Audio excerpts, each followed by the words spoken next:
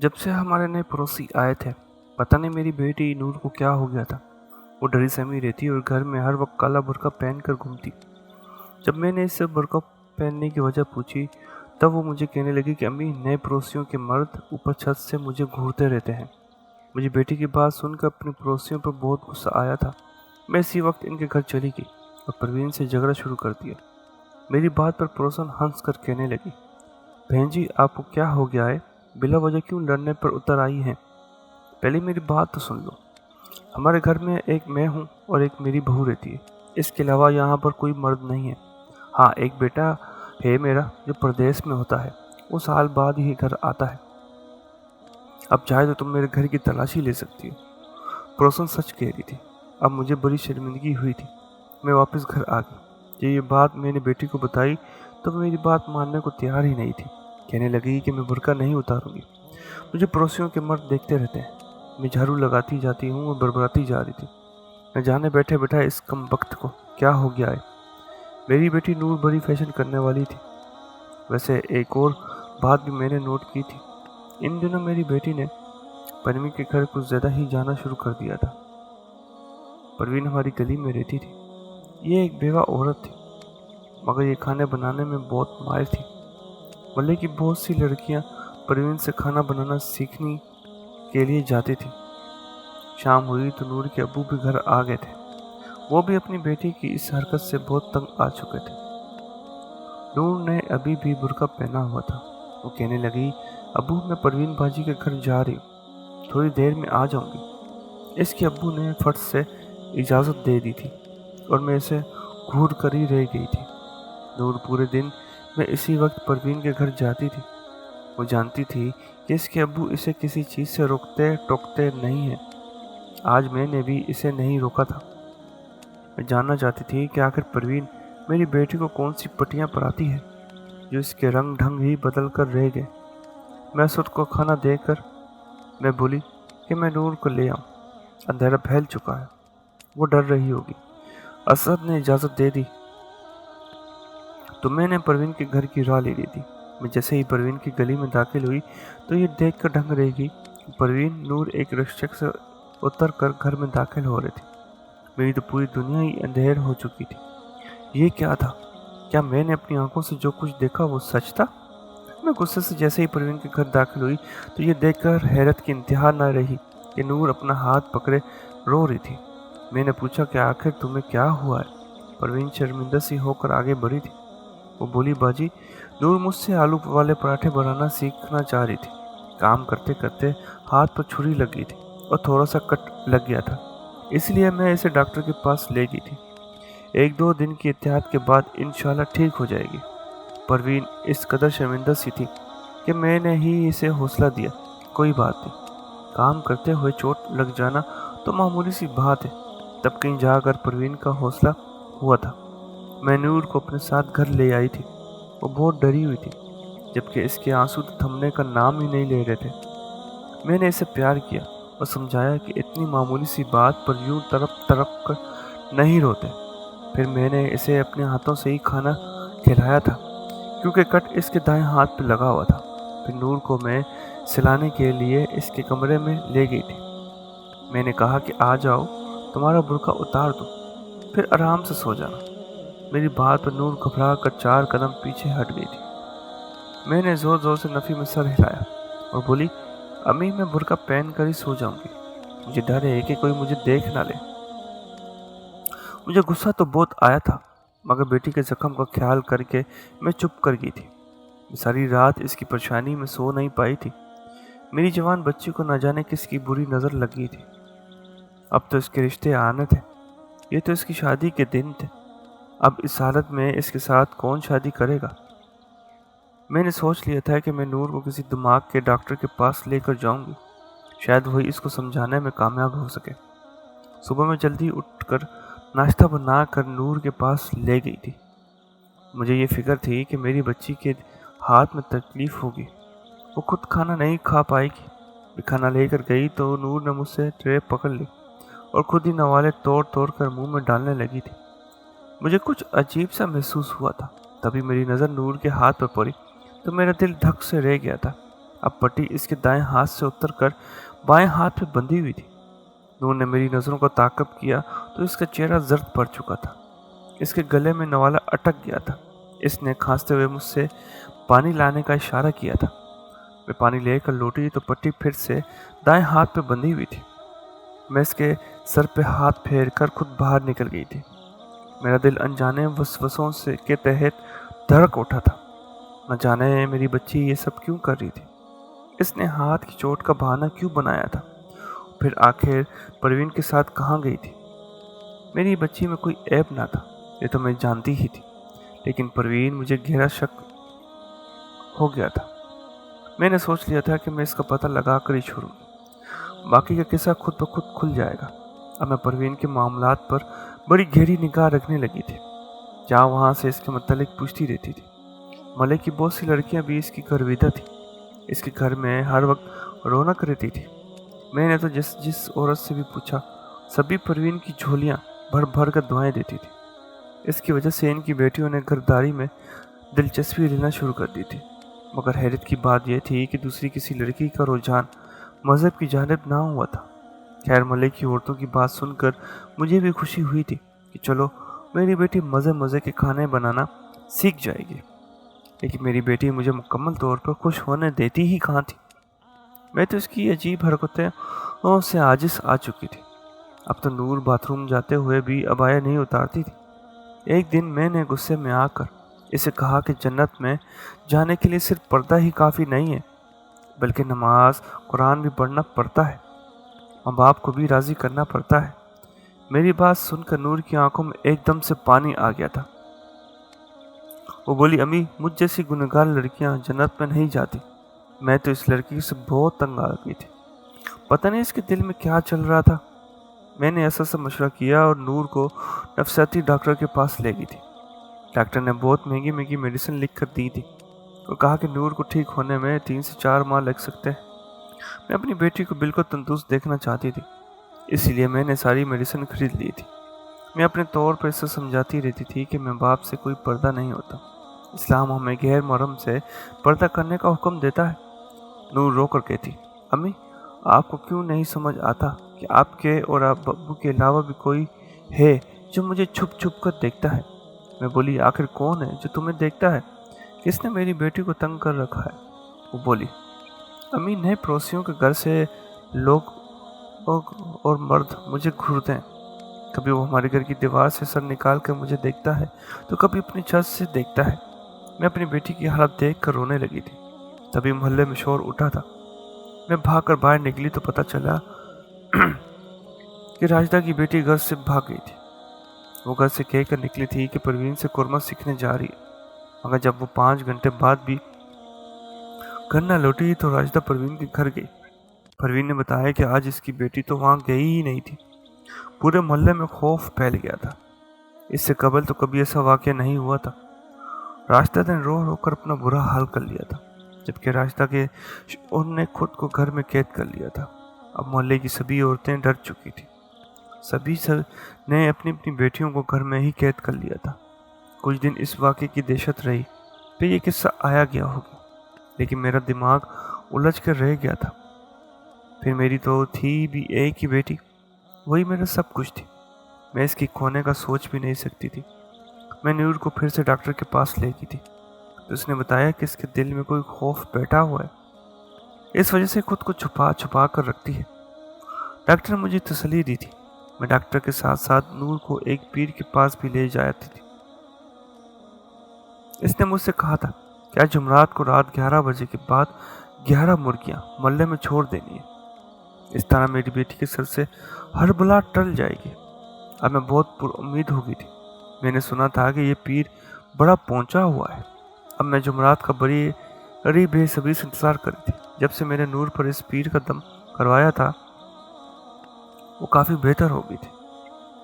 برقع تو اس نے ابھی بھی نہیں چھوڑا تھا، مگر اتنا ضرور تھا کہ وہ ایک بار پھر سے پروین کے پاس جانے لگی تھی۔ میں اسی میں خوش تھی کہ چلو پروین کے ساتھ میری بچی خوش تو رہتی ہے۔ مجھے پروین پر بھی بہت ترس آتا تھا۔ اس کی کہانی بھی دکھ بھری تھی۔ وہ شادی کے 2 ماہ بعد ہی بیوہ ہو گئی تھی۔ سسرال والوں نے مانوس کہہ کر گھر سے نکال دیا تھا، جبکہ بھابھیوں نے بھی اسے گھر میں گھسنے نہ دیا تھا۔ اب وہ اکیلی تنہا زندگی گزار رہی تھی۔ اس کی ایک سہیلی نے اسے ہر محلے میں گھر لے لیا تھا۔ بس یہ اچھا تھا کہ پروین کے شوہر کے انتقال کے بعد اسے اچھی خاصی پینشن ملتی تھی، جس کی وجہ سے اس کا خوب گزارا ہو رہا تھا۔ خیر، اللہ اللہ کر کے جمعرات کا دن بھی آ گیا۔ میں نے اس روز شام کو ہی شوہر اور بیٹی کو کھانا کھلا کر سلا دیا تھا، اور خود میں گھڑی کی طرف دیکھ رہی تھی۔ نیند سے اوجھل بوجھل تھی۔ 11 بجے نیند سے آنکھیں بوجھل تھی۔ 11 بجے تو میں جلدی سے ڈربا اٹھا کر باہر آ گئی تھی۔ اس میں پورا 11 مرغیاں تھیں۔ میں 2 گلیاں چھوڑ کر آگے نکل گئی تھی۔ میں نے ڈربا کھول دیا اور مرغیاں خوشی خوشی یہاں وہاں بھاگنے لگی تھی۔ اس مرغے کا مقصد یہ ہوتا ہے کہ مستقل لوگ ان کو پکڑ کر ان کا گوشت پکا لیتے تھے۔ میں وہاں کھڑی ہی تھی کہ اچانک مجھے ایک گاڑی کی آواز سنائی دی۔ میں چھپ کر اسے دیکھنے لگی تھی۔ رات کے اس پہر کس کے گھر مہمان آ گئے ہیں، لیکن سامنے کا منظر دیکھ کر تو مجھے اپنا سر چکراتا ہوا محسوس ہو رہا تھا۔ سامنے پروین گاڑی سے نکل رہی تھی۔ پروین کا گاڑی سے نکلنا مجھے حیران نہیں کر رہا تھا، بلکہ کہ اس کا لباس مجھے پریشان کر گیا تھا۔ وہ سرخ ساڑی میں ملبوس تھی، بنی سنورنی سی تھی۔ وہ جیسے ہی گاڑی سے اتری اپنے گھر میں چلی گئی تھی۔ یہ کیا تھا؟ مجھے کچھ گڑبڑ سی محسوس ہو رہی تھی۔ ساری رات اسی فکر میں گزر گئی تھی کہ آخر اس عورت کا کیا قصہ ہے۔ پریشانی کی بات یہ تھی کہ پروین کے گھر سارے محلے کی لڑکیوں کا آنا جانا تھا۔ دل میں تو آیا کہ یہ بات جا کر سب کو بتا دو، مگر پھر اللہ کے قہر سے ڈر گئی تھی کہ نہ جانے بات کیا ہو، میں کس شریف عورت پر بہتان لگا بیٹھوں۔ میں نے سوچا کہ پہلے اس معاملے کی تحقیق تک کر لوں، اس کے بعد ہی کوئی قدم اٹھاؤں گی۔ صبح ہوئی تو میری بیٹی نے پھر سے برقع اوڑھ لیا تھا۔ وہ کہنے لگی کہ ابھی مجھے پروین باجی کے گھر جانا ہے، مگر دل نہیں مان رہا تھا میں اسے وہاں جانے دوں۔ میں اس کو ٹالتی رہی تھی۔ وہ کچن میں جا کر برتن دھونے لگی تھی۔ میں گلاس دینے کچن میں گئی تو یہ دیکھ کر دنگ رہ گئی کہ میری بیٹی رو رہی تھی۔ میں نے پوچھا، بیٹا کیا ہوا؟ وہ نمی میں سر ہلاتی رہی، لیکن بولی کچھ بھی نہیں تھی۔ میں نے آگے بڑھ کر اسے گلے لگایا تو مجھے دھکا دیکھ کر اپنے کمرے میں بھاگ گئی تھی۔ میرا سر دیوار پر لگا تھا۔